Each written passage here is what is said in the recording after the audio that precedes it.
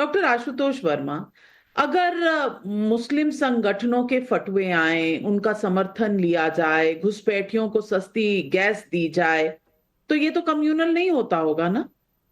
ये तो बिल्कुल सांप्रदायिक नहीं है, ये तो बिल्कुल सेक्युलर है।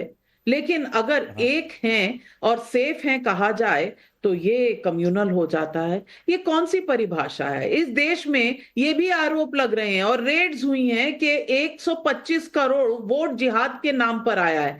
मेरा आरोप नहीं है, बीजेपी का आरोप है। लेकिन साथ में ये तो आपने सुन ही लिया, खुलेआम सरेआम कहा जा रहा है कि घुसपैठियों को सस्ती गैस दी जाएगी। ये हम एक चुनाव के लिए देश के टुकड़े कर देंगे क्या? धन्यवाद नाविका जी। देखिए, जिन बांग्लादेशी घुसपैठियों की बात की जा रही है और जिस चुनाव को लेकर बात की जा रही है, हम सब लोग यहां बैठे हुए हैं। जरा एक बार फिर से भारत का नक्शा देखा और देखा जाए कि झारखंड से बांग्लादेश की कौन सी सीमा जुड़ती है। जहां तक मैंने इतिहास में पढ़ा है, पॉलिटिकल साइंस में पढ़ा है, जहां तक मैंने ज्योग्राफी में पढ़ा हुआ है कि बांग्लादेश की सीमा 3 राज्यों से जुड़ती है। मेघालय बीजेपी शासित राज्य है, असम बीजेपी शासित राज्य है, त्रिपुरा बीजेपी शासित राज्य है और दूसरी तरफ वेस्ट बंगाल जो टीएमसी है। तो मुझे तो यह लग रहा है कि झारखंड में हेमंत बिश्व शर्मा ने अपने राज्यों के द्वारा घुसपैठ को छुपाने के लिए इस मुद्दे को उठाया है। क्योंकि अगर घुसपैठियों को देखना है तो आप आसाम में जाइए, जहां भारतीय जनता पार्टी की सरकार चल रही है। देश में सरकार भारतीय जनता पार्टी की है। Internal security, foreign affairs Bharatiya Janata party के पास में है। पुलिस और border security force Bharatiya Janata party के पास में है। लेकिन सवाल इंडिया गठबंधन से पूछना है तो पूछिए, बनाइए। कैसे घुसपैठी अंदर आ रहे हैं? क्या 56 इंच का सीना इतना कमजोर हो गया है कि देश में घुसपैठी आ रहे हैं और राज्यों के चुनाव में प्रधानमंत्री सरीके जैसे लोग उन घुसपैठियों पे चुनाव लड़ने जा रहे हैं? और उनका साथ कौन दे रहा है? ईडी। कौन ईडी? Enforcement directorate. कौन है उसका उस समय चीफ? मिस्टर राहुल नवीन। कौन राहुल नवीन?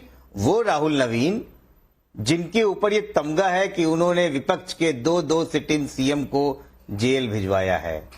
तो तब वो एडहॉक पे थे, अब परमानेंट चीफ है। ये सबको पता है। भारतीय जनता पार्टी के पास जनता का विश्वास खो गया है, इसलिए ईडी, सीबीआई ये अनुवांशिक संगठन भारतीय जनता पार्टी के हो गए हैं, जो विपक्ष की कमर तोड़ने के लिए, चुनाव में हराने के लिए और एक फॉल्स नैरेटिव बनाने के लिए अपने कसीदे पढ़ते जा रहे हैं। जनता ने भारतीय जनता पार्टी का साथ छोड़ दिया है। आज देखिए, ये हेमंत बिश्व शर्मा जो शारदा चिटफंड में घोषित जिनके ऊपर कार्रवाई हो रही थी, वो चुपचाप भारतीय जनता पार्टी में आए। 2014-15 में केस बंद हो गया, भारतीय जनता पार्टी ने मुख्यमंत्री बना दिया, वो साफ हो गए। उसी के बगल में शुभेंदु अधिकारी, मुकुल रॉय, टीडीपी के वाईएस चौधरी और क्या कहते हैं कैप्टन अमरिंदर सिंह, इन सब पे ईडी और सीबीआई अब शांत बैठी हुई है। एनसीपी महाराष्ट्र में प्रफुल्ल पटेल एंड वो चक्की पी सिंह, आपको याद आ रहा होगा, चक्की पी सिंह भाजपा को रोज याद आता होगा, अजीत पवार, इन सब के लिए राहुल नवीन की आंखें बंद हो जाती हैं और देश की सुरक्षा पे घुसपैठियां उनको दिखने लगते हैं झारखंड चुनाव में। तो जनता इसको जानती है नविका कुमार, और ये कोई भी नैरेटिव बनाने की कोशिश करे, चाहे कोई भी कहीं भी देश का बड़ा पत्रकार या कुछ ऐसी बातें करे, जनता अब इन सब पे आने वाली नहीं है। उन सबको पता है कि ये फॉल्स नैरेटिव सिर्फ चुनाव भर के लिए है और चुनाव खत्म होते ही इन सबको याद आ जाएगा सही आप कह रहे हैं। जनता क्या चाहती है। इसीलिए डॉक्टर आशुतोष वर्मा, जनता ने तीसरी बार कम जरूर सीटें दी, लेकिन सरकार मोदी की ही बनवाई। बॉयकॉट जरूर कराया आपने पत्रकारों को, पर अपनी बात हरियाणा चुनाव में पहुंचा नहीं पाए आप हम पर जितने मर्जी टिप्पणियां कर लीजिए, आपका अधिकार है पूरी तरीके से।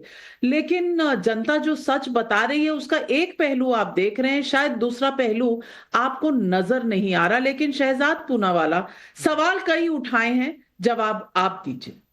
देखिए, सबसे पहले तो बड़े दिनों बाद आशुतोष जी से रूबरू होने का मौका मिला, तो मैं उनको साधुवाद देता हूँ। डिबेट में बहुत दिनों बाद आए हैं, मैं सम्मान करता हूँ उनका। इन्होंने बोला कि चक्की पीसिंग याद है। आशुतोष जी, आप वो जरा वो चिरकुट छुटवैया वाला तो भूले नहीं है ना? हरियाणा में भी इसी प्रकार का आपका हाल कर दिया था। फिर तो आपने महाराष्ट्र में डिक्लेयर कर दिया कि दे दो हमें 9 सीट, वरना हम तो चलेंगे और 25 सीट पे लड़ेंगे। और अबू आजमी के बयान याद है आपको? अबू आजमी ने अभी क्या बोला है? याकूब मेमन की पैरवी भी की है। अब घुसपैठिया छोड़ो, ये तो कन्विक्टेड क्रिमिनल याकूब मेमन की पैरवी करने वाले अबू आजमी को आपने प्रदेश अध्यक्ष बनाया है। पर छोड़ देते हैं, आपने घुसपैठ के विषय में बात की तो मैं कुछ आंकड़े रख देता हूं। 2004 से 14 जब आपकी सरकार थी ना, तो आपने इंडो बांग्लादेश बॉर्डर को सील नहीं किया। आज 80% सील है और 60% घुसपैठ कम हुई है। ये जो घुसपैठियों को दामाद बना के रखा है ना आप लोगों ने, ये सारे आपके जमाने के 2004 से 14 के बीच में। इसीलिए तो गुलाम मीर को याद आ रहे हैं। हम तो बोल रहे हैं कि इनको उल्टा लटका के सीधा करके बाहर लात मार के भगाएंगे। और जब इनको हम भगा रहे थे, सुप्रीम कोर्ट के द्वारा रोक किसने लगवाई? आपकी ही पिटीशन थी आप लोगों की कि इनको डिपोर्ट मत करो, ये हमारे लोग हैं।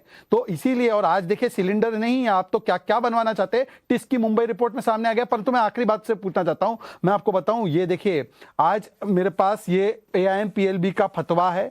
आप बताइए कि इसको आप रिजेक्ट करते हैं कि नहीं करते हैं? ये जामियत उलेमा का फतवा है, इसको रिजेक्ट करते हैं। 10% मुस्लिम आरक्षण की मांग कर रहे हैं। रईस ने शेख ने भी की। और देखिए इसके चलते मठाधीश बांटेंगे काटेंगे, आशुतोष जी के लिए बांटेंगे काटेंगे कम्युनल नारा है, पर मठाधीश बांटेंगे काटेंगे सेकुलर है। आशुतोष जी एक बार बोल दीजिए मौलवी बांटेंगे काटेंगे, एक बार बोल दीजिए मौलवी माफिया होते हैं। मठाधीश को माफिया बोलना है, भगवे को गाली देनी है, पर टोपी और मौलाना पर कुछ नहीं बोलेंगे। आशुतोष जी ऐसा क्यों? मैं जवाब देता हूं। देखिए, आपने बिल्कुल सही बोला कि आपने जब से आए हैं तब से आपने बांग्लादेश बॉर्डर जो है 80% सील कर दिया गया है। तो 80% सील होने के बाद अगर इतने घुसपैठिए हैं तो आपने क्या कार्रवाई की? कितने घुसपैठियों को बाहर किया? कितने को चिन्हित किया? कितने के ऊपर आपने इलीगल जो है इंटरनेशनल बॉर्डर, उसके आप डाटा दीजिए। जब आप नहीं कर पा रहे हैं 10 साल में और आज की स्थिति वही है जो 2014 से पहले थी, तो आपका कहना यह सार्थक नहीं है। अब आते हैं कटेंगे बटेंगे। कटेंगे कटेंगे तो अजीत पवार बोल चुके हैं ना कि ऐसे लोगों को महाराष्ट्र में आने की जरूरत नहीं है। और आज ही नविका कुमार बताइए इनको, पूनम महाजन जो प्रमोद महाजन की बेटी हैं, उन्होंने साफ साफ बोला इस तरीके का किसी भी तरीके का जो कटेंगे बटेंगे जैसा स्लोगन महाराष्ट्र में ठीक नहीं है, हम इसको नहीं मानते। तो या तो पूनम महाजन भी गड़बड़ है भारतीय जनता पार्टी की, या फिर अजीत दादा भी गड़बड़ है और खाली शहजाद पूनावाला और योगी आदित्यनाथ की बात को मानने को तैयार। मुझे लगता है कि भारतीय जनता पार्टी के अंदर इतने अलग अलग स्वर हैं कि इनको खुद ही नहीं पता है कि हम किसको लेकर अलग अलग सुर तो आपकी अलायंस में भी बहुत से हैं आशुतोष वर्मा जी, पर वो आपके कानों तक आते नहीं। लेकिन मठाधीश नहीं, मठाधीश माफिया हैं, इस पर भी तो जवाब दे दीजिए ना। मठाधीश माफिया होते हैं, इस पर भी जवाब दे दीजिए। ये सांप्रदायिक तो नहीं होगा।